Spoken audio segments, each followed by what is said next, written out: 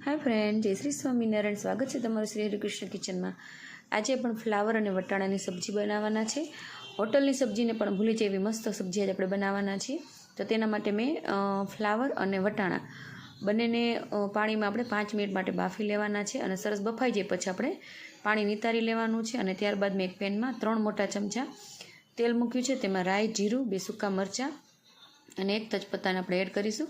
ત્યારબાદ અહીં 2 ટમેટા છે જે ઝીણા મેં કાપી લીધા છે અને તે પણ આપણે એડ કરી દઈશું। ત્યારબાદ અહીંયા સ્વાદ અનુસાર મીઠું, અડધી ચમચી હળદર, અડધી ચમચી ગરમ મસાલો, 1 ચમચી ધાણા જીરું પાવડર અને 2 ચમચી લાલ મરચું પાવડર એડ કરી અને આપણે 5 મિનિટ બાદ ઢાંકી દેવાનું છે। અને ત્યારબાદ સરસ રીતે આપણે બધા મસાલા મિક્સ કરી દઈશું।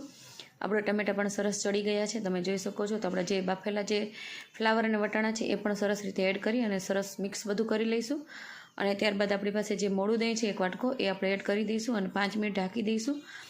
અને ત્યારબાદ આપણે બધું મિક્સ કરી દઈશું। ફ્રેન્ડ્સ, આપણે શાકને છે ને ધીમા ગેસે ચોળવાનું છે જેથી આપણું શાક સરસ ચડીને રેડી થઈ જશે। સરસ મસાલા મિક્સ થઈ જાય એટલે 2 થી 3 ચમચી આપણે પાણી એડ કરી દઈશું અને 5 મિનિટ એકદમ ધીમા ગેસે આપણે ચડવા દેવાનું છે। 5 મિનિટ પછી તમે જોશો તો આપણું શાક ખૂબ જ સરસ તેલ પણ ઉપર આવી ગયું છે અને બનીને રેડી થઈ ગયું છે। તો ફ્રેન્ડ્સ, તમને આ મારી વટાણા અને ફ્લાવરનું શાક કેવું લાગ્યું તે કમેન્ટ કરીને જરૂર